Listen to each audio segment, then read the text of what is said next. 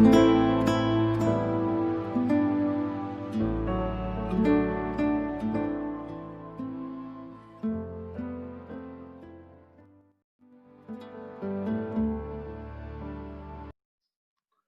ये महसूस करोगे कि देह पर कैसी भी परिस्थिति हालात है, जब मैं ये हूं ही नहीं, जब तू ही नहीं, तो तेरा सब कुछ क्या। तब उससे तुम थोड़ा भिन्न होगे। और जब अनुभव बनते जाएंगे धीरे धीरे तुम्हारे, तुमको ऐसा लगेगा अरे अब तो ना दुख लग रहा है, ना सुख लग रहे हैं, ना मान लग रहा है, ना अपमान लग रहा है, ना हानि लग रही है, ना नाव लाभ लग रहा है। समता योग ठीक से आ जाएगा तो लगेगा जैसे कि मुझे कुछ बोध हो गया है, मुझे समझ आ गई। हमें पहले ऐसा दुखी सुखी नहीं होता, पहले ऐसा ऐसे परेशान नहीं होता। तो बोध होता है, फिर अंदर से एक समझ आ जाती है। उसका अभ्यास बढ़ाओ अपने अंदर, और बोध ही धीरे धीरे निश्चय में बदलता है, और निश्चय से ही आप बंधन मुक्त होते हैं।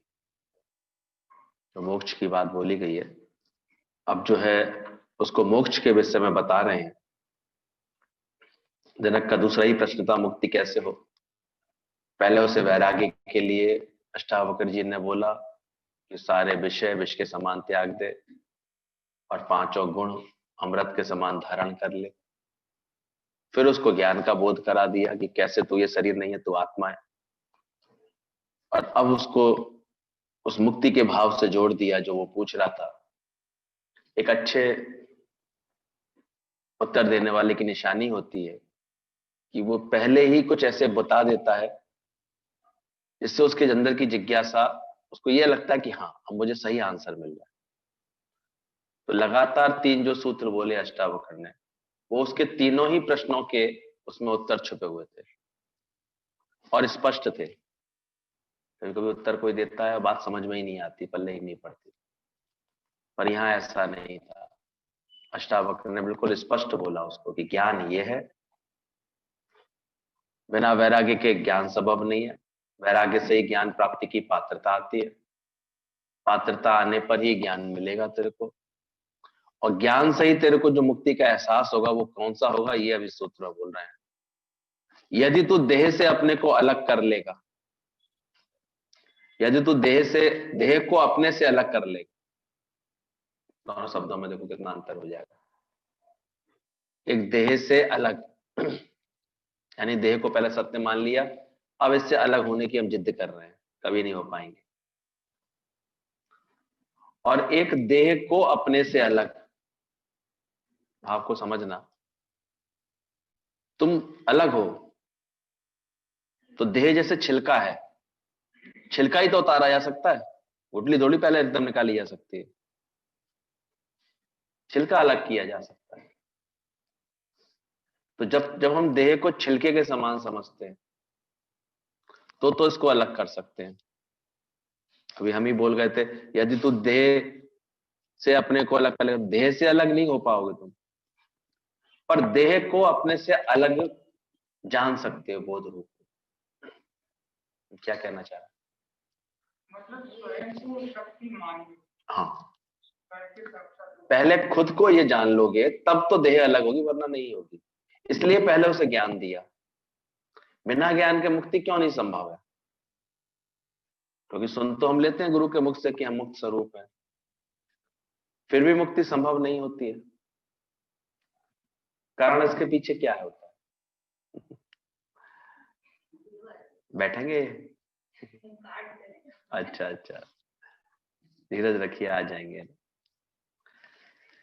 तो यदि तो देह को अपने से अलग कर चैतन्य में विश्राम करके स्थित हो जाएगा। इस सुंदर व्यवस्था का पूरे इस शास्त्र का एक बहुत सुंदर मर्म है। अष्टावक्र कहते हैं कि यदि तू देह को अपने से अलग कर लेगा और चैतन्य में विश्राम करके स्थित है तो अभी ही सुखी हो जाएगा, शांत हो जाएगा, बंध मुक्त हो जाएगा।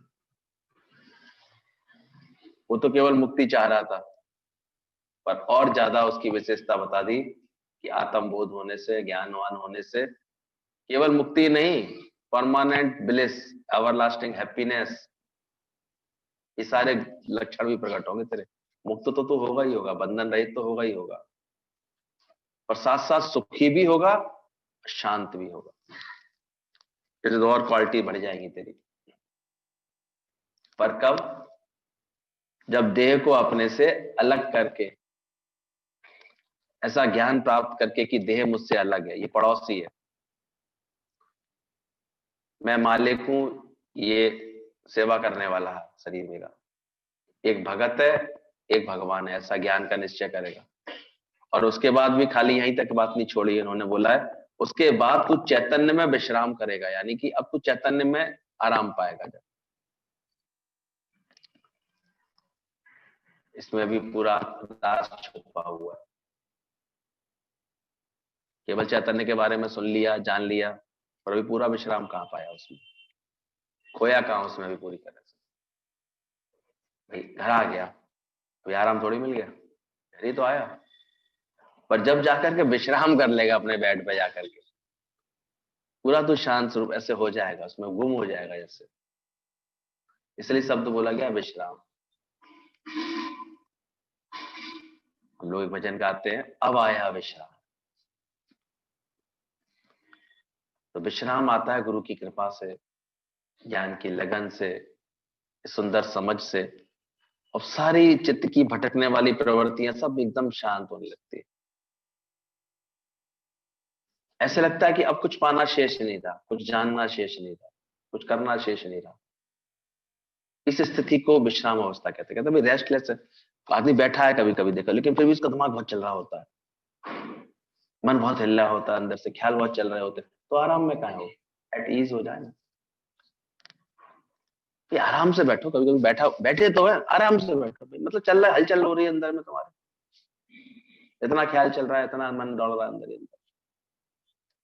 तो पूरा विश्राम भी तभी मिलेगा जब तू पूर्ण तरह से देह से अपने को अलग समझेगा, ज्ञान जान लेगा ठीक से, और फिर अपने को अपने चैतन्य में विश्राम करके स्थित हो जाए। इसलिए एक लगातार अभ्यास की है, इसलिए मुक्ति इतनी आसान भी नहीं है। सुनने में बड़ी आसान सी प्रतीत होती है, लेकिन अनुभव करने में समय लगता है। इसमें बहुत चेष्टा रखनी पड़ती है, बहुत तत्परता, बहुत। एक तो पहले तो ज्ञान कैच कर ले, विभाग कर ले अंदर से कि देह अलग है, मैं अलग, देह अलग है, मैं अलग, विभाग हो जाए। विभाग तक भी काम नहीं बनेगा पूरा, फिर त्याग हो जाए, देह वासना का, देह के भावों का त्याग हो जाए अंदर से, और फिर ये लक्षण प्रकट हो जाए। इसलिए योग वशिष्ठ में हम लोगों ने पढ़ा था, तीन पार्ट में ये ज्ञान हमको पक्का होता है, विभाग हो जाए, त्याग हो जाए, लक्षण प्रकट हो जाए। तो ये सभी बातें एक दूसरे से बहुत सिमिलरिटी रखती हैं कि तू चैतन्य में विश्राम कर ले तुम्हारा, तो अभी ही सुखी हो जाएगा, अभी ही शांत हो जाएगा, और आज ही तू अभी ही मुक्त हो जाएगा, अभी ही सुखी, शांत और बंध मुक्त हो जाएगा। अष्टावक्र जी कहते हैं वैराग्य होने से तो पात्रता आती है, फिर गुरु के द्वारा तत्व ज्ञान का बोध कराए जाने पर होता है आत्मज्ञान। बिना वैराग्य के ना पात्रता आएगी, ना तो फिर ज्ञान पक्का होगा। तो पात्रता आने पर फिर ये ज्ञान, गुरु के द्वारा तत्व ज्ञान का बोध कराने पर तो आत्मज्ञान होता है। किंतु मुक्ति के लिए केवल आत्मज्ञान पर्याप्त नहीं है। ये निश्चय हो जाना कि मैं शुद्ध चैतन्य आत्मा हूं, मैं साक्षी हूं, मैं शरीर आदि नहीं हूं, आदि ही मुक्ति के लिए पर्याप्त नहीं है। सोचो हमने निश्चय तो कर ही लिया, तो जान लिया, सुन तो रहे हैं कब से। अब तो कोई पूछता है तो जवाब भी दे देते हैं कि मैं आत्मा हूं, मैं शरीर नहीं हूं। जवाब तो देखो, थोड़े ही दिल लगा के बैठो गुरु से, आप ये जवाब देने लगेंगे, भाई कौन है तू, बोलने लगेंगे ना। पर अभी भी कोई अलग थोड़े हो गए देह भाव से। इसलिए यहाँ पर जल्दबाजी जो करते हैं ना, वो तो मूर्ख होते हैं बिल्कुल। कोई हथेली पे सरसों तो जमने वाली यहाँ है नहीं। बहुत से लोग इस तरह की प्रवृत्ति के होते हैं। वही बात तो रोज बता रहे हैं गुरु जी, यहाँ के लोग बड़े मूर्ख हैं, समझ में नहीं आ रही क्या। कुछ लोग ऐसे दिमाग के चतुराई रखने वाले आते हैं, वो सोचते हैं एक ही बात तो बताई जाती है रोज रोज की, तो देह नहीं है आत्मा। और ऐसे करके वो मूर्ख अपनी तमोगुणी प्रवृत्ति के कारण फिर ज्ञान ध्यान के अभ्यास से हट जाते हैं, कहते हैं हमने जान लिया। वो कौन सा ज्ञान बताते हैं? आत्म ज्ञान है। क्या है कि मैं देह नहीं हूं, मैं आत्मा हूं। बोल लेंगे, बड़ा अच्छा बोल लेंगे ये बात, लेकिन होगा क्या? वो देह से अलग, धोखा खाते हैं। पर जो सत्वगुणी प्रवृत्ति के होते हैं, वो फिर यहां पर बैठ करके इसका अभ्यास करते हैं। बड़ा सुंदर प्रसंग आता है शास्त्रों में। एक बार विरोचन राक्षस थे, असुर थे, और इंद्र देवता थे, सुर थे। तो ये दोनों ब्रह्मा जी के पास पहुंचे, और ब्रह्मा जी अपनी तपस्या में लीन थे। तो उन्होंने आके सेवा की, तो उन्होंने जब समाधि से उठे, तो दोनों ने अपने भाव रखे कि हमें आपसे वो पूर्ण ज्ञान चाहिए। तो बोला, जो तुम जाओ, जाकर के सामने तालाब है, उसमें दर्शन करो। बोला, हमें ब्रह्म का दर्शन करना। उन्होंने ये प्रश्न पूछा। जो दिखाई दे सोई ब्रह्म, वही ब्रह्म है। अब आज्ञा पा करके दोनों चल दिए, इंद्र भी और विरोचन भी। तालाब में पहुंचे तो दोनों को अपना अपनी परछाई दिखाई दी।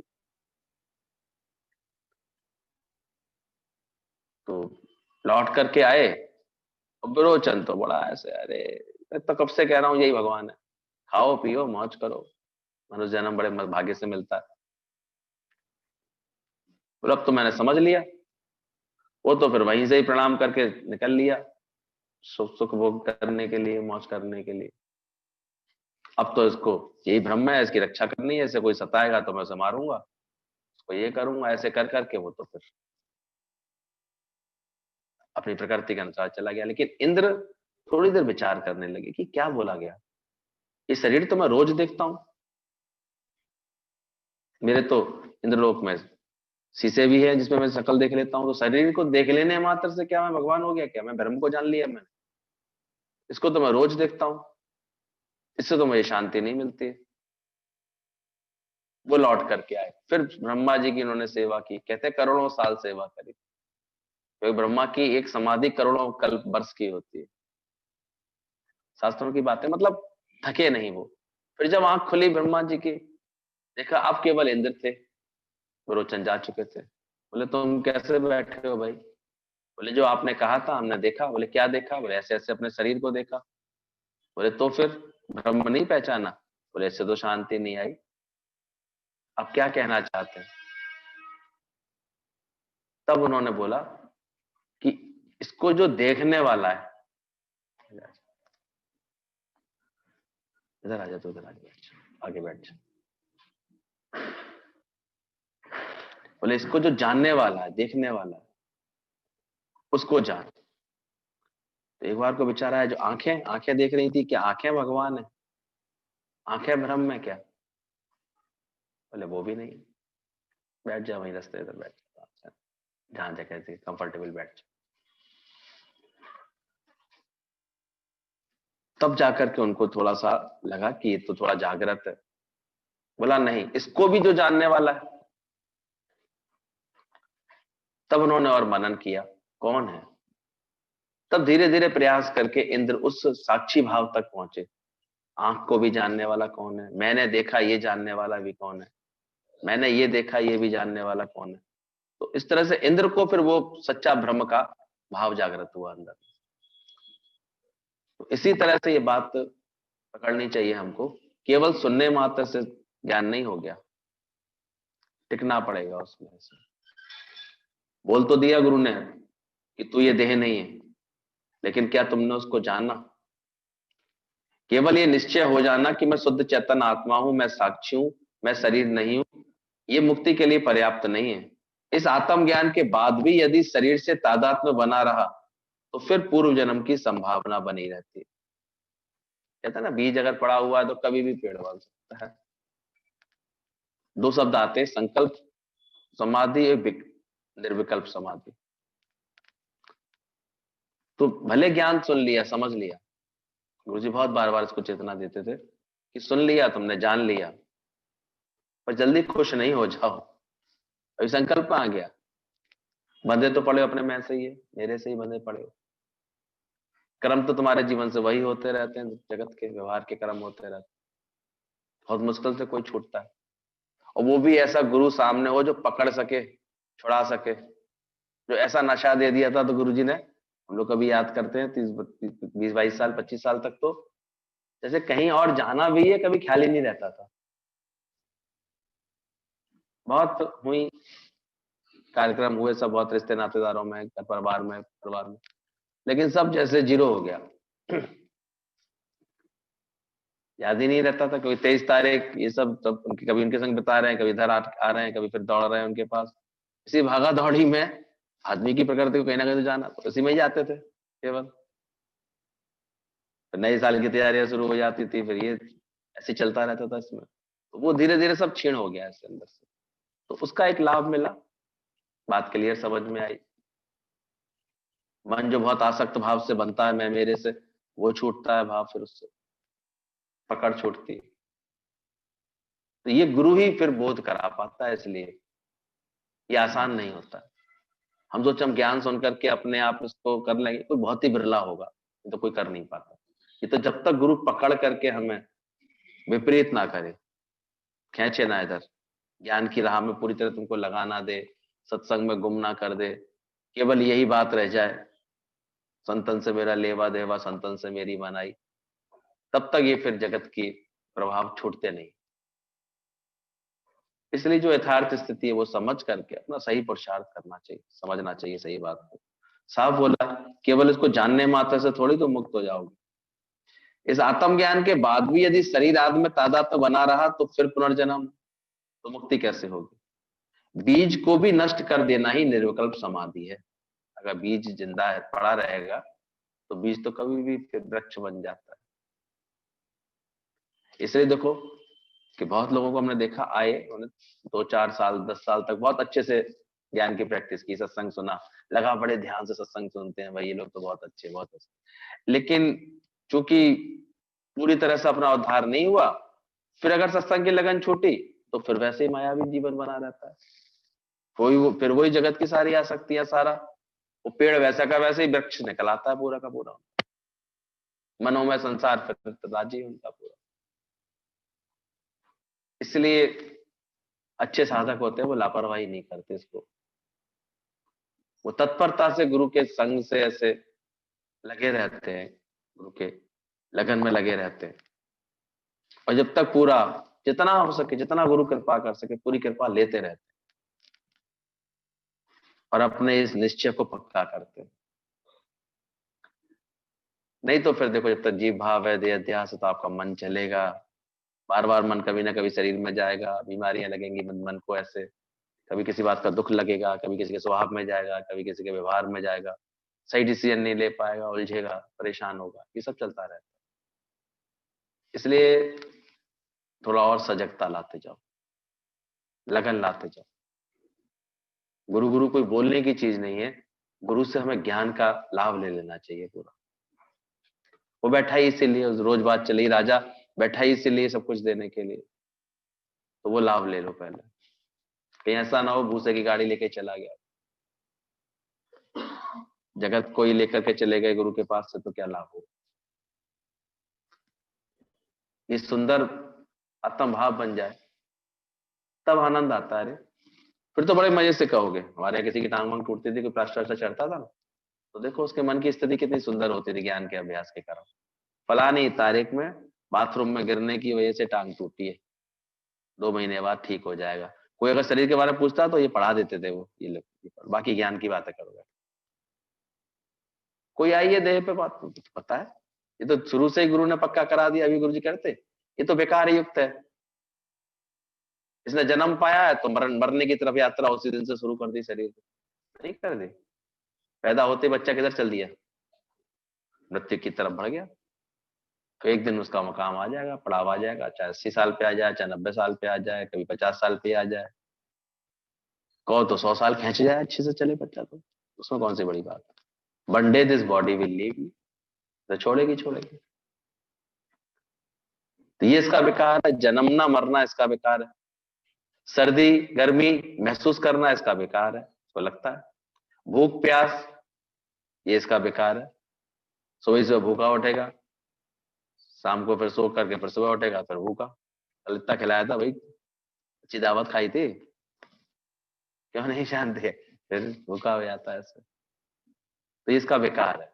रोग शोक इसके बेकार है, आएंगे इसमें। लापरवाही से चलाओगे गाड़ी तो जल्दी खराब हो जाती है, मेंटेनेंस ठीक नहीं करी तो खराब दिखाई देगी। शरीर तो गाड़ी है ये तो। इसके संग कुछ भी हो रहा है उसको तुम अपना कैसे मानते हो? इसलिए इस पॉइंट को पकड़ना कि अगर तू इनसे अपने को देह से अलग करके चैतन्य में विश्राम कर लेगा तब तू सुखी होगा। तब ये व्याख्या समझ में आएगी सुखी। याद है वो दृष्टांत कितना अच्छा प्ले करके दिखाया था बच्चों ने, कैसे उस राजा को बड़ा दुख था, बड़ा असंतोष था, सुखी नहीं हो पा रहा था उत्तम प्रदेश का राजा। और उसने जो है बहुत इलाज करा लिया वैद्यों से, ये सब से, डॉक्टरों से, बहुत सलाह ले ली अच्छे अच्छे लोगों की, लेकिन उसको सुख नहीं मिल रहा था। आखिर किसी संत ने आकर के बोला कि तुमको वास्तव में अगर सुखी होना है तो फिर किसी ऐसे व्यक्ति की तुम शर्ट पहन लो जो बिल्कुल सुखी हो, हैप्पीएस्ट हो।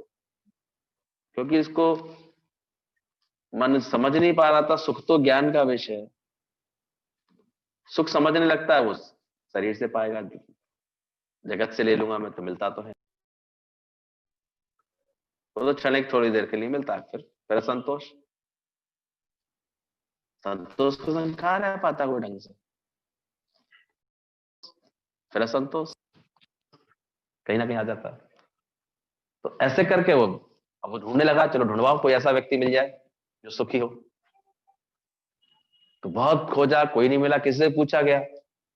राजा ने कहा, मंत्रियों से ही कहा, अपने यहाँ के बहुत नामी धामी उनके यहाँ के धनाढ़ लोग थे, सेठ लोग थे, उनसे पूछा आप सुखी हैं? बोले हमको तो सुखी है नहीं, हमें तो बहुत चिंता लगी रहती। अब ये दुख सुख सबको अपने अंदर का पता है। यहाँ बैठ के अगर सुखी भी हो गए तो वो भी तुमको एहसास है, और अभी भी दुख लगे जाते हैं, ये भी सब जानते हो। नहीं जानते? भले हमसे झूठ बोल जाओगे, मुझे पता है, मैं पूछूंगा नहीं भैया बिल्कुल ठीक है बिल्कुल। लेकिन कितना दुख सुख तुम्हें लगता है वो तुम सब जानते हो, साक्षी हो उसके। ये झूठ सच का काम तो है ही नहीं। ज्ञान जैसे जैसे अंदर जाता जा रहा है वैसे वैसे तुम्हें समझ में आ रहा है कि कैसे मैं सुख स्वरूप आत्मा हूं। तो सुखी होते जाओगे।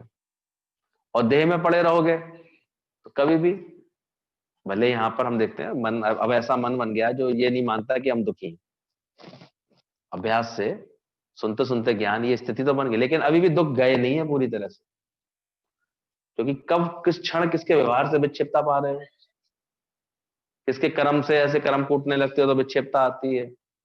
कब कौन सी बात एकदम से अहंकार थोड़ा सा बचा हुआ है वो एकदम तुनक जाता है, भिड़ जाता है एकदम से किसी से, पता थोड़ी चलता है। अच्छे अच्छे अभ्यास करने वालों को हम देखते हैं निकल आती है। इसके लिए और गुरु का संग और शांति और चैतन्य आत्मा का बोध चाहिए अंदर से, तब तो ये शांत होगा। तो जब ढूंढा तो कोई नहीं मिला उसको। मंत्रियों से बोला, बोले मंत्री जी आप लोग तो बुद्धिमान हो, आप अपनी शर्ट दे दो। बोले हम भी सुखी नहीं है। एक मिला व्यक्ति जो भूसे की गाड़ी धोता था, रैक के, ब्रह्मज्ञानी था, वो मिला। और वो ऐसे आराम से बैठा अपने गाड़ी के किनारे बैठा हुआ था, बैल सुस्ता रहे थे। तो अचानक ही वो जो ढूंढ रहे थे राजा के आदमी कि भाई तुम सुखी हो, पूछ रहे थे हर एक से भाई तुम सुखी हो, कोई कहता ही नहीं था हम सुखी हैं। लेकिन वो बड़े मजे से बोला हाँ हम सुखी हैं। तो भाई क्या बात, हम तो सुखी हैं। बोले चलो राजा के पास। बोले क्यों जाए राजा के पास, हमें क्या काम है राजा से? राजा को अगर मुझसे कुछ चाहिए, मुझे तो कुछ नहीं चाहिए, तो मैं क्यों जाऊं? अब राजा को अगर कुछ चाहिए तो वो आ जाए। राजा को पहले तो बड़ा आश्चर्य लगा कि मेरे पास आने से इनकार कर रहा है। फिर चूंकि राजा को कुछ जरूरत थी तो वो खुद गया। गया तो राजा बहुत लाभ लश्कर लेके गया, तो उसने इनकार कर दिया, ब्रह्मज्ञानी था उसने। बोले मैं क्यों तुम्हारे संग वहां महल में जाऊं, मैं क्यों तुमको बताऊं, मैं सुखी हूं ये मैं जानता हूं। वो ज्ञानवान था, ईश्वर प्रेरणा से वो राजा को ज्ञान देने ही प्रकट हुआ था। फिर राजा एकदम साधारण बन करके जब आया, उसकी शरण में आया, क्योंकि गुरु से तो प्राप्त कोई भी शरण में आके ही कर सकता है। मैं जानता हूं, मैं पुराना हूं, मैं ऐसे जब तक भाव आते रहते ना कुछ मिलता नहीं, इसलिए एकदम जितनी विनम्रता रख करके हम आते हैं, उतना ही हमको कुछ मिलता है उससे। तो जब राजा इतना झुक करके आया उसके पास, फिर उन दोनों के बीच में बातचीत हुई। उसने कहा ठीक है। उससे पहले उसने परीक्षा ले ली कि राजाई का अभिमान भी इसका गया कि नहीं। तो पहले मेरी पीठ खुजा के दिखाओ। पीठ खुजा सकते हैं मेरी? पीठ खुजवाई उसको, बोले रहने दे रहने दे। तैयार हो गया, मतलब राजा सेवा के लिए तैयार हो गया, सब कुछ छोड़ कर आया, भूल करके आया। तब उसने राज बताया कि बेवकूफ, सुखी तुम क्या कहाँ समझ रहे हो? जब तक निश्चय नहीं करोगे अपना, तुम सुखी कैसे हो पाओगे? तब उसने ज्ञान का बोध राजा को दिया। कहता अपनी शर्ट तो दे दो मुझे। बोले शर्ट होती तो मैं सुखी होता? निर्धन इतना था वो, कोई शर्ट भी नहीं थी उसके पास। तब से ये कहावत चली है कि happiest man is without shirt. दुनिया में हैप्पीएस्ट मैन कौन है? ऊपर से सुनने में लगता है शायद जिसके पास शर्ट नहीं हो, और यहां पर जो सही तात्विक अर्थ है उसका, happiest man is without shirt, यानी जो देह अध्यास से रहित हो जाता है, जी भाव से रहित हो जाता है। ये जितने भी कथाएं सुनाई जाती हैं, कहानियां बताई जाती हैं, दृष्टांत सिद्धांत, ये सब एक इशारा का भार करते हैं, केवल एक इशारा दे देते हैं कि ठीक से पहचानो इसको। Happiest man is without shirt. देह अध्यास रहित हो जाएगा तो सुखी हो जाएगा। इसलिए यहां बड़े जोश में बोल गए अष्टावक्र जी, अगर तूने अपने को देह से अलग कर लिया और अपने चैतन्य में विश्राम कर लिया, बोले देह को अपने से अलग कर लिया और अपने चैतन्य स्वरूप में तू विश्राम पा गया, तो तू परमानेंट सुखी हो जाएगा। तो वो सुख गुरु ने हम सबको दिया। जो सुख आवे फिर नहीं जावे, उसका करो विचार, वरना देखा पागल सब संसार। कोई झूठे धन का पागल, कोई यौवन का पागल, कोई ज्ञान का पागल, सबको पागल की श्रेणी में रख दिया। और लास्ट में ये सिद्ध कर दिया, जो सुख आवे फिर नहीं जावे, उसका करो विचार। तो ये उस विचार की बात हो रही है कि वो कौन सा सुख है। आप देखो, खुद ही विवेचना करना सीखो थोड़ी थोड़ी अपने अंदर, सुख है कौन सी स्थिति। कभी देखो, एक छोटी सी इच्छा पूरी होने पे एकदम अंदर वाला एहसास करता है बहुत सुखी, आज बहुत मजा आ रहा है, आज बहुत वेरी हैप्पी। इसलिए किसी को भी विश करते हैं तो उसकी कोई खुशी का मौका होता है, हैप्पी बर्थडे बोल देंगे, हैप्पी एनिवर्सरी बोल देंगे, हैप्पी लगा देंगे। तो हम है सुखी नहीं सुखी वो पता नहीं, पर तुम जरूर हैप्पी लगा दोगे उसके लिए। तो कुछ भी देखो, अच्छा भाव आते ही एक हैप्पीनेस आती है, लेकिन फिर वो चली जाती है। जो सुख आवे फिर नहीं जावे, कुछ ऐसा उपाय कर ले भाई, शादी तो जरूर कर लिए, लेकिन कुछ पहले ये उपाय कर ले कि कुछ ऐसा मन हो जाए हमारा कि मैं ऐसा सुख पालूं अपने अंदर ज्ञान का कि जो सुख आवे फिर नहीं जा, तो जाए नहीं। ये तो कितने क्षण के एकदम एक एक मिनट में आदमी का मन डवाडोल होता रहता है, परेशान होता रहता है, उलझता रहता है। कितने आजकल लोग डर में जी रहे हैं इस कोरोना के कारण, खामा खा चर्चाएं करते रहेंगे और डरते रहेंगे। अभी कोई है नहीं ऐसी कोई, थोड़ी सावधानी की तो आवश्यकता है। बनवा लो मैचिंग के मास्क, उसमें क्या प्रॉब्लम की बात। और सुंदर देखो, हमने बुराई की क्या बात। थोड़ा सा अपना ये अभ्यास बढ़ा लो अपने पहनने का, थोड़ा दूर रहने का। सुबह सुबह हम लोग भजन गा रहे थे, सीताराम सीताराम कहिए, और जब तक मोदी जी कहें घर में ही रहिए। तो प्रॉब्लम की क्या बात है? उसमें क्या बात, बार बार हाथ धोते रहिए, मास्क पहनते रहिए, थोड़ा दूरी बना के रहिए। पर ये सब चीजें वो तो सहज रहते हैं जो अंदर से थोड़े से विरक्त रहते हैं, वरना बहुत जगत में जो आसक्त भाव से जी रहे होते हैं, ये भी पाना है, ये सुख लेना है, तो वो चाहे उलझ रहे हैं, अब कैसे करेंगे, कहीं नहीं जा सकते, ये कैसे होगा, ये कैसे कर सकते हैं, ये दिक्कत है। फिर रोकते हैं कोई उनको तो उससे परेशान होने लगते हैं। खामखा वो भी थोड़े क्षणिक भर के दुख होते हैं। कभी कोई देखा करो, कभी किसी चीज से तैश आया, आपको दुख लगा, थोड़ी देर बाद उस चीज को भूल गए, आप सुखी से हो जाते हैं। इच्छा थोड़ी सी पूरी हुई, आप सुखी हो गए। कब तक सुखी है? जब तक दूसरी इच्छा नहीं पैदा हो रही, बस इतने देशों तक ही तो सुखी है। लेकिन परमानेंट ये खेल खत्म हो जाए अंदर में, ऐसा खजाना मिल जाए हमको, ऐसी चीज तृप्ति मिल जाए अंदर से कि अब कुछ पाना, कुछ जानना, कुछ करना, ऐसे शेष ही ना रह जाए, तो तब वो सुख मिलता है, वो ज्ञान जनित आनंद होता है, वो ज्ञान का सुख होता है। और गुरु की कृपा से, गुरु की शरण से हमको वही सुख प्राप्त होता है, सच्चा सुखी। उसी सुखी होने के लिए बोला है, अभी तू सुखी हो जा, शांत हो जा। क्यों ज्ञानियों का स्वभाव इतना शांत देखा गया? आप सोचो, गाली भी दी जा रही है बुद्ध भगवान को, बड़े शांत है।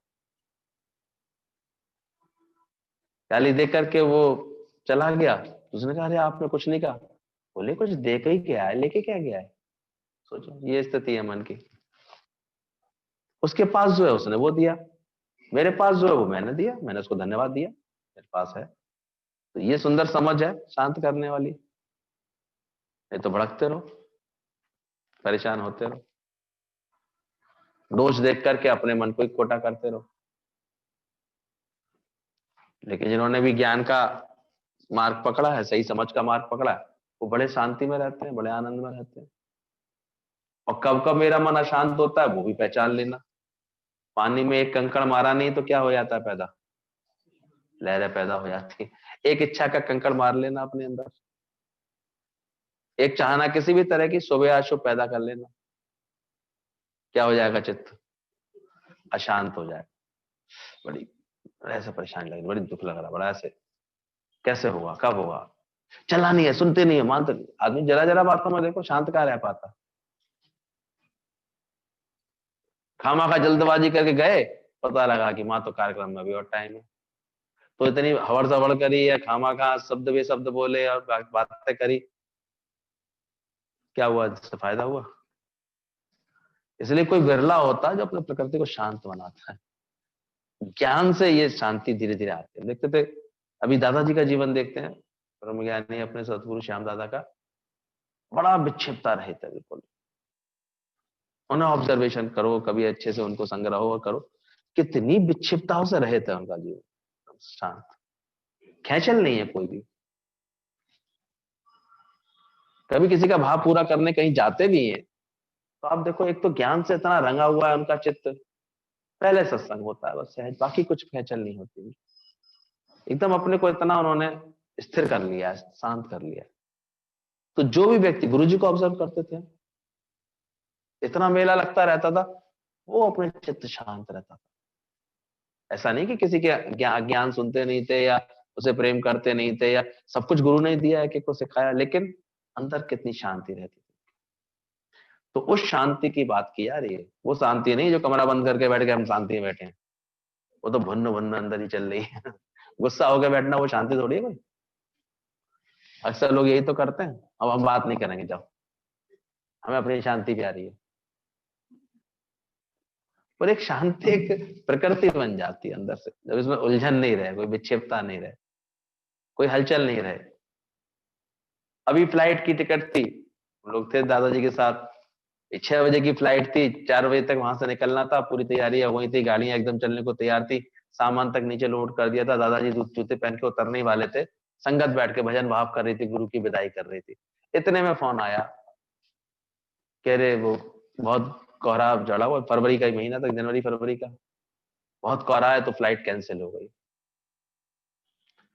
मैंने ऑब्जर्व किया, एक क्षण नहीं लगा उनको, ठाका मार के हंसे, जो जानने वाले शूज थे वो वाले उतारे, और जो वॉकिंग के शूज थे वो थोड़ी देर बाद धारण करे, और भजन अच्छे से गाए, आराम से बैठे, और फिर 5 बजे अपने वॉकिंग पर चल दिए। जो रूटीन था वो एज इट इज रहा। चिंता और लोग करें, इनका सामान रखवाया था वो उतार के रख देंगे फिर से उसी जगह। तो कितना चित्त देखो अंदर से, कहीं किसी अटक में नहीं होता ना चित्त, तभी तो शांत रहेगा। जो अटकाए अटकाए घूम रहे हैं हम सब जगह अपने मन को, चित्त को, बातों में, तो देखो कोई हलचल आएगी, फिर तो विक्षिप्तता आएगी, फिर तो कुछ ना कुछ बोलोगे भी मुख से जरूर। शांति भंग अपनी भी करोगे, दूसरे की भी करोगे, कर ही देती हो दिन भर में एक आध बार, चेक कर लो। इसलिए लंबा अभ्यास बोला गया। जब देह अध्यास पूरा चला जाएगा तुम्हारे अंदर, एक अच्छे गुरु के संग हम अभ्यास करते हैं, तब जाकर के ये दोनों चीजें प्राप्त होती है, सुखी अवस्था परमानेंट, और एक शांति की अवस्था, एवरलास्टिंग हैप्पीनेस। शांत एकदम से करो अंदर से। तू शांत करो, कोई शोर नहीं। दूर दूर करो, कोई और नहीं। तुम साधु बनो, कोई चोर नहीं। ना मानो, कोई जोर नहीं। तो शांत होते जाओ। गुरु जी कहते थे खुद चेक करो। जब तक तुम्हारा संकल्प नहीं होता ना, तब तक कोई प्रकृति तुम्हें कहीं नहीं लेके जाती आती। तो पहले अपने संकल्प को देखो। कितना कैच करते थे गीता भगवान, सोचो। वो ऐसे ऐसे भाई आया है और वो बोला जाने की कह रहा है गुरु जी हमसे। गीता वहां से बोला इस सत्संगी ने, वो इस रक्षाबंधन पर लेने के लिए आ गया है। तो गीता वहां ने एकदम बोला आया नहीं है, बुलाया है। कहती है अरे नहीं गुरु जी, हमने बुलाया तो नहीं था। बोले नहीं, तुमने बुलाया है। बोले सच में हमने कोई फोन वोन या ऐसे कोई खबर उसको नहीं भेजी थी, वो तो अपने आप आया। बोले अपने आप नहीं आया, विचार किया था तुमने, ख्याल चला था 4 दिन पहले उसका। तो गर्दन नीची हो गई। बोले सही पकड़ा, चला तो था। इधर सजे, उधर बजे, उधर बज गई। ऐसे गुरु सावधान करता था। जब तक इधर संकल्प नहीं होता तब तक इधर उधर कहीं नहीं तुम जा सकते। कल बहुत लोग खींच रहे थे भैया जरूर आना शादी में। मैंने कि एक तो कोरोना काल, ऊपर से एसडीएम का डंडा कि भाई 40-50 लोग से ज्यादा, 60-100 लोग से ज्यादा नहीं रखो, ज्यादा मत रखो। खुद ही सावधानी रखनी चाहिए। और तीसरा एक बता, मैंने तो जब मेरे आशीर्वाद की जरूरत है ना, अगर मैं वहां आया मैंने कोई अवस्था देखी तो क्रोध आएगा मुझे, तो आशीर्वाद नहीं निकल पाया तो बेटा चुपचाप यहीं से ले ले। कहता हाँ बिल्कुल ठीक है, वेरी गुड। अवस्थाएं होंगी होंगी। उतना परफेक्शन से तुम अभी सेवा करना आता नहीं है, कार्य करना तुमको आता नहीं। तो ऐसे व्यक्ति से पंगे क्यों लो, खामा खा बुलाओ उसे। Keep safe distance. इसलिए समझदारी इसी में, गुरुओं से भी सेफ डिस्टेंस रखनी चाहिए। खामा खा अटकना नहीं चाहिए। खामा खा बुलाओ उसे, क्यों आए भाई तुम्हारे सत्संग ही बहुत ज्यादा क्या, बहुत ज्यादा तुम्हें लगन है क्या? केवल ज्ञान के लिए तुम्हारा जीवन है? वहां कैसे किसी के लिए कोई भाव होता है, केवल सत्संग का भाव होता है तो जाने आने की हिम्मत होती है। तो खुद ये बात को महसूस करना चाहिए, समझना चाहिए। खुद ज्ञानियों का, गुरुजनों का आशीर्वाद जीतने की कोशिश करना चाहिए। उनकी प्रकृति को व्यर्थ खींचने की कभी भी व्यर्थ चेष्टा, अपनी उमंग से वो कभी आ जाए कृपा बरसाने, वो उनकी अपनी मति, उनका अपना तुम्हारा प्यार है, तुम्हारा कोई भाव है पूरा करने आ जाए। हुक्म होता है कभी भगवान का, निराकार का हुक्म होता है किसी के लिए, पहुंच जाते हैं। अन्यथा नहीं ऐसे करना चाहिए। अपना आ जाओ, बाद में आके आशीर्वाद लो, ज्ञान सुनोगे, ज्ञान आशीर्वाद है, गुरु का ज्ञान आशीर्वाद, क्या चीज मिलेगी? बाकी हमारे यहाँ ऐसे तो कोई आशीर्वाद है नहीं, क्या कर लेंगे? तुम अपने जीवन से विकारों को जीत लो धीरे धीरे, तो तुम्हारा जीवन सुखी हो जाएगा। बाकी ज्यादा सुखी रहो कहने से कोई सुखी हो जाएगा? राम सबसे कहते सुखी हो, तो हो जाओगे सुखी? गुरु जी कहते थे मेरे पैर छूने से कोई तुम सुखी हो जाओगे? ये व्यर्थ के तुम अपने अंदर में बेकार के भाव क्यों डालते रहते हो हमेशा? सुखी तो तभी होगी जब भाई मेरे ज्ञान के अनुसार चलेगी, नहीं तो लड़ती रहो बैठे बैठे। निर्लेप न्यारे हो जाओ, असंग हो जाओ। सालों साल चीजों को उलझाए रखते हैं, संभालते नहीं है, सही डिसीजन नहीं लेते अपनी लाइफ में, तो लोग उलझते रहते हैं। क्या किया जा सकता है? बिल्कुल ठीक थे, मैंने बिल्कुल ठीक नहीं थे। एक दिन कोई कह रहा था मुझसे ऐसे चले गए देखो, बिल्कुल ठीक थे। मैंने बिल्कुल ठीक नहीं थे? बोले नहीं बिल्कुल ठीक थे, कम काम कर। मैंने बिल्कुल ठीक नहीं थे। मैंने कि सारे समय चिंतन किसका था? माया का चिंतन था। चिंताएं थी अंदर में, अंदर में अपनी संभाल करने का कोई अंदर में समझदारी नहीं थी ना। इतनी शुगर में भी फाय फाय कर रहे थे, भाग रहे थे, इधर कर रहे थे, टेंशन कर रहे थे, ये कर रहे थे। तो ठीक कहाँ थे?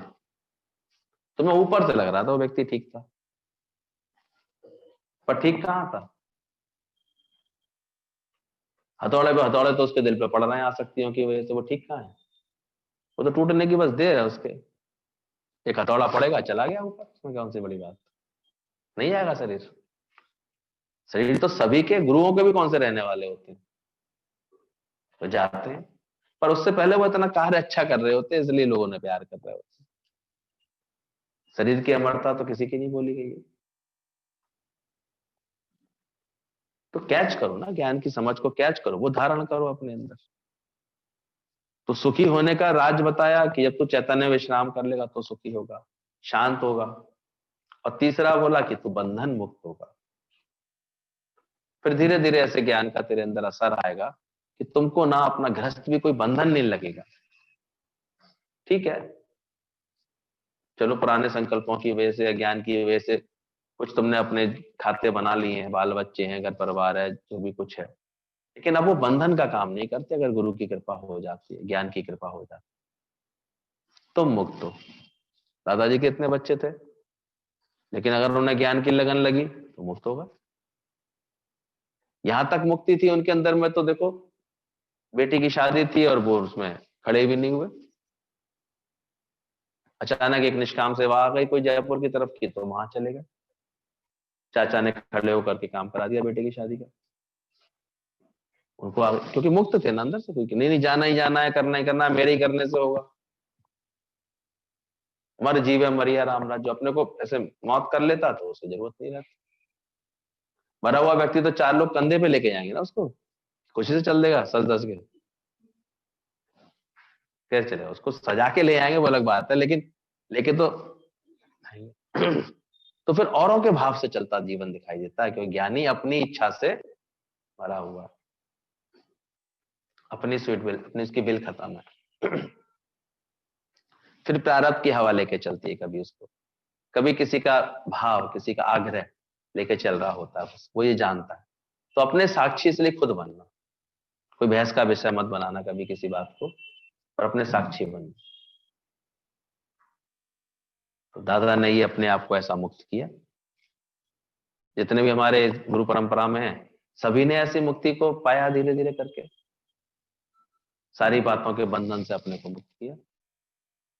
ग्रस्त के बंधन से, दुनियादारी के बंधन से, लोकारीत के बंधन से, सारे बंधनों से धीरे धीरे अपने को मुक्त कर लिया। फिर के बढ़ के क्या, उसमें कौन सी बड़ी बात।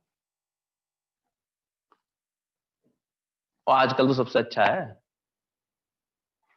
कोई ज्यादा कहने की जरूरत ही नहीं है। इसलिए बुरा भी मत मानना। अब वेटिंग लिस्ट में डाला हुआ उसने नाम, तुम्हारा नहीं कंफर्म कर पाया हुआ, नहीं कह रहे, सोचो। अब कार्ड आया, उसमें उसने लिखा हुआ छपवा दिया था, स्टे होम स्टे सेफ। अब समझ में ही नहीं आ रहा था, बुला रहा है कि वो घर में रोक नहीं कह रहा है। कोरोना काल में तो ऐसी ऐसी घटनाएं हो रही हैं। सुरक्षित रहो, घर में रहो, तो मतलब है क्या? सही बात तो लिखाई थी उसने, जगह जगह पे लिखी रहती है आजकल ये बात, उसने कार्ड पे भी छपवा दी थी। समझदार समझ गए, छपवा देती, उसमें कौन सी दिक्कत की बात थी। पर चूंकि दुनिया में लोग नाक के लिए बहुत मरते हैं, इसके लिए, व्यवहार के लिए, अगर कोई कर रहा है, मेरा दिमाग खा गया। अब बताओ, झगड़े नहीं बढ़ेंगे? हम तो इतना इतना देकर आए, अब वो लोग आएंगे ही नहीं व्यवहारी हमारे यहाँ। अरे यार, मैंने कि ये भी बड़ी प्रॉब्लम होती है दुनिया में, हमने दिया है तो फिर लेना है, और लिया है तो फिर देने जाना है। अब कैसे जाएं देने, वो बुला ही नहीं रहे हैं, कार्ड भी नहीं दिया। मैंने कि ये तो झगड़ा हो जाएगा इसमें। अभी बहुत झगड़े बढ़ेंगे लोगों के, परिवारों में झगड़े बढ़ेंगे, जिनके पास समझ नहीं। मात्र ज्ञानवान ही सुखी रहे। बाकी तो जले संसार। ये होता रहता है। उसी के दिमाग में किसी से कोई झगड़ा नहीं आता है, क्या फर्क पड़ता है? क्या आना, क्या जाना, क्या लेना, क्या देना। ना कभी दिया उसने, ना कभी लेता वो अंदर से जानता है। लेना देना यही किया, कुछ और तो नहीं लेना देना कराई कहीं, भाव तो नहीं बिगाड़ता किसी के लिए। तो अंदर से व्यवहारिक बुद्धि से मुक्ति पाओ, इस सब ख्यालों से मुक्ति पाओ। ठीक है, हम तो देखते हैं, हम अभी गए थे लगातार जैसे एक एक करके दीदी को, पहले वैसे ही प्यार करती हैं, टीका करके कुछ ना कुछ दिए बिना वहां से विदा नहीं करती हैं वो। हमारा भी धर्म बनता है, कुछ उनको भेंट करते हैं, तो वो फिर पलट के बहुत दे देती है, मिठाई विठाई सब रखती है, ऐसे करती है। फिर जैसे वो 16 तारीख निकल आई, फिर उनको पता नहीं क्या भाव आया, फिर अरे रुको रुको गौरव, फिर अंदर गई, फिर कुछ लेकर के आ गए।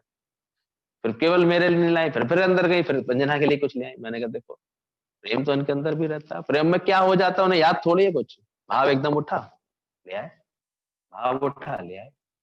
तो लेन देन के अंदर के भाव से मुक्ति पाओ। बाकी प्रेम में क्या हो रहा है, कैसे हो रहा है, कहने को याद भी नहीं।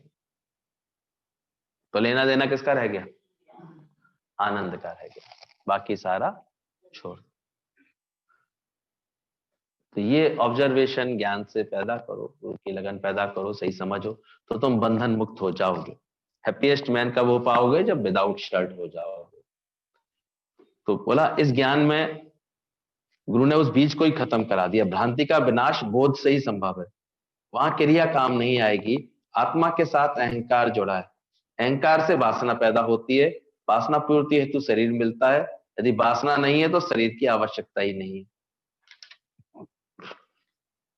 पृथक होकर के सीधे आत्म भाव में स्थित हो जाता है तो तू अभी का अभी सुखी, शांत और मुक्त हो जाएगा। इसलिए बोला गया स्मरणशील काया से पृथक होकर के, देह को अलग करके तुम अपने आत्म भाव में सुखी होते जाओगे। जितना रोज का ये अभ्यास करते जाओगे तो तुम निश्चित रूप से जानना कि तुम सुखी होते जाओगे। ये वासनाएं, संस्कार, कर्मफल, कर्म भोग आदि कुछ भी बाधक नहीं। इस वार्तालाप का एक सुंदर पहलू ये भी है क्योंकि और यौगिक क्रियाओं में और ज्ञान में इस सबको बाधा मानी गई है कि भाई संस्कार है हमारे पिछले जन्म के, भाई इतने कर्मों के हिसाब किताब बाकी हैं, ये लीलाएं बाकी, ये सब बातें, कर्म भोग बाकी हैं, ये शायद हमारी मुक्ति में रुकावट बनेंगे। पर अष्टावक्र इसको भी कैंसिल कर रहे हैं, कह रहे हैं वो सीढ़ी वाला जमाना गया, अब किसका जमाना है? लिफ्ट का, उठा देंगे तुम्हें। तो ये सच बता रहे हैं कि और सब लोग कहते हैं योग साधना में तो, अष्टांग योग में तो एक एक करके कुंडलिनी जागृत होती है तो धीरे धीरे उन्नति होती है और फिर लास्ट में उसको अष्ट कमल दल खिलता है, इसका परम पद पाता है, आनंद स्वरूप में आता है इंसान। लेकिन ज्ञान के विषय में यह बोला गया अगर उसको बोध हो गया तो तुरंत, लिफ्ट में टाइम लगता है कि ऊपर चढ़ने में, लिफ्ट तो तुरंत पहुंचाती है ऊपर। तो यही भाव यहां पर बता रहे हैं कि ये वासनाएं, संस्कार, कर्मफल और कर्म भोग ये कोई आदि कुछ भी बाधक नहीं होता है, केवल ऐसी स्थिति में स्थिर हो जाना ही पर्याप्त है। इसको दूसरे एग्जाम्पल समझाया कि रस्सी पड़ी हुई थी और सांप का भ्रम हो रहा था। सांप है तो घबराहट हो रही थी, अरे सांप पड़ा है, सांप पड़ा है, सांप पड़ा है।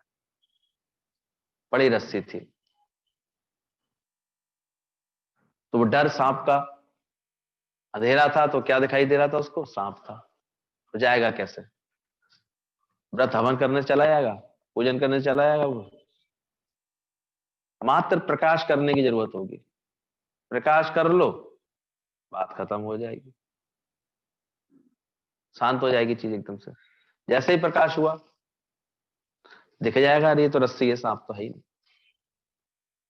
तो ऐसा ही समझाना चाहते हैं अष्टावक्र जी कि जैसे ही तुम्हें बोध हो जाएगा सारा प्रपंच खत्म हो जाएगा। पर हाँ, उस बोध के लिए पहले पात्रता, पात्रता से ज्ञान का होना, फिर ज्ञान का भी केवल जानना नहीं, उसका भी पूरा बोध होना, निश्चय होना, तो ये मुक्ति संभव हो जाती है। इसलिए बोला मोक्ष का किसी लोकांतर में, किसी ग्रह ग्राम में निवास नहीं होता। एक श्लोक आता है मोक्षस्य नहीं वास्यस्य, कहीं ग्राम में, कहीं गांव में, ऐसे कहीं मोक्ष कहीं निवास नहीं कर रहा।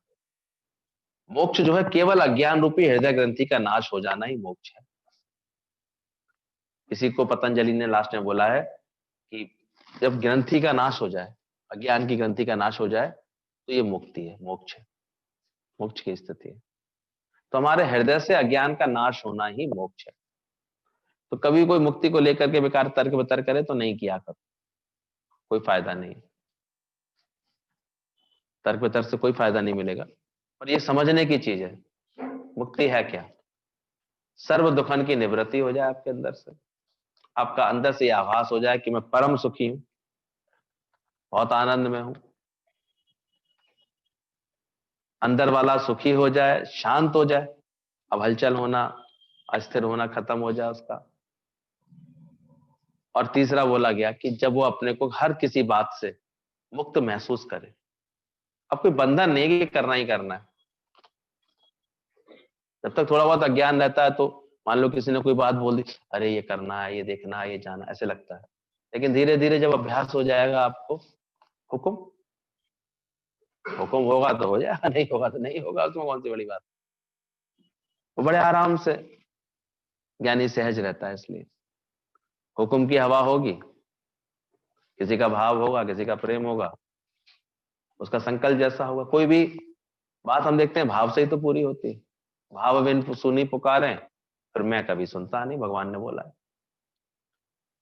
अब देखा करो, किसी की भी क्रिया प्रतिक्रिया उसके भाव के अनुसार हो रही होती है।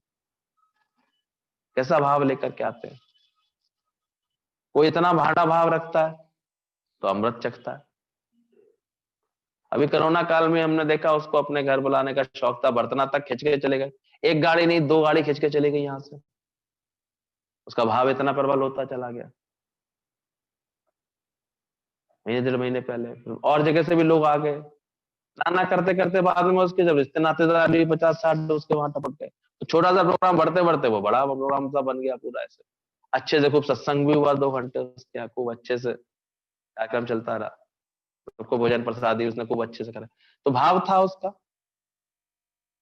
तो लीला अपने आप वैसी बनती चली गई। और एक बहुत ऐसे ऐसे कैसे ठीक रहेगा, ये करना है कि नहीं करना, ऐसे करता रहता तो वैसे खेल बनता रहता। तो अंदर देखना चाहिए भाव का भूखा है भगवान, और कुछ नहीं चाहिए। भाव बिन सुनी पुकारे, मैं कभी सुनता नहीं। और भाव वाले भक्त का भरपूर मुझ पर भार है। उसका बेड़ा पार कराने हम देखते थे गुरु जी कैसे। हम तो बहुत धन्य समझते हैं। उस समय की गुरु जी की पहली शादी थी, हमारी शादी पे जब गुरु जी आए थे। कुछ ऐसा भाव रखा होगा, खास यहाँ से पूरी गाड़ी भेजी थी उनको बुलाने के लिए। तो 7 लोग तो गाड़ी में आए थे। फिर बाकी फिर गुरु जी को इतना आग्रह रखा था, इतना प्रेम रखा था, तो 32 लोग तक आ गए थे। फिर लखनऊ से सब जगह से दौड़ कर कैसे। फिर गुरु जी को भी उमंग आई, चलो चलो सब सब चलो। कोई भाव देख लेता है गुरु, पहचान लेता है उसको। गुरु तो सब जानी जाना हार होता है। और फिर हमको तो याद है, शादी ऐसी चीज तो कोई रही नहीं। फिर तो सत्संग, आनंद, उमंग, उत्सव उत्सव चलता रहा फिर तो उसमें। अभी भी देखा, प्रांजल के केस में भी देखा, भाव का ही तो खेल था सारा। और किसका खेल था। साकार निराकार सब कृपा बरसाने लगते हैं। तो भावना अगर बलवान है तो पल में खड़ा भगवान। इसलिए हम लोगों का ज्ञान कुछ करने ना करने से ऊपर है। कोई दुनिया में लोग सोचते हैं शायद ये कोई वैसे ही सत्संग जैसे दुनिया में होते हैं, वैसे वैसा सत्संग नहीं है, ये अलग है। कुछ कोई डिफरेंट है। यहाँ कोई कुछ करता ही नहीं है, इसलिए करने का अभिमान किसी के अंदर रहता ही नहीं है। कोई हमसे मुझे कुछ करते आप सत्संग करते हो, हमें अंदर से कभी आता ही नहीं कि करते हैं। गुरु ने छोड़ा ही नहीं कोई अभिमान।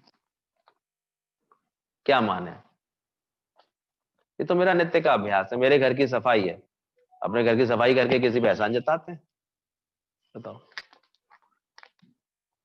ये तो आप लोगों के आने के भाव से ये सब चीज व्यवस्था बनती जा रही होंगी, हमने क्या किया इसमें। नहीं तो हम तो पहले 4 लोग ही बैठा करते थे, तब भी बड़े सुखी थे। गुरु का प्रेम तब भी बहुत था, अभी होता है। कभी ठुसके आ जाते थे। अभी कोरोना काल में कितने शांति से दूर दूर बैठते, अच्छे लगते। अभी भी कोई ऐसे आया था, कहते थे भैया अभी उस दिन में कोई बड़ी उम्र की अम्मा जी आ गई, हमने कहा भैया आप मत आया करो, अभी थोड़ा सावधान रहो, श्रवण कुमार की सेवा लेती रहो।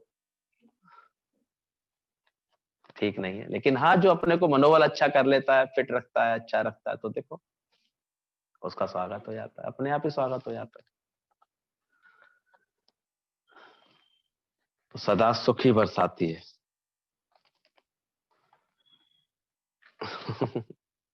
किसी ने लिखा हर क्षण चैतन्यता में कैसे रह सकते हैं, निद्रा जैसी अवस्था असहजता आती है।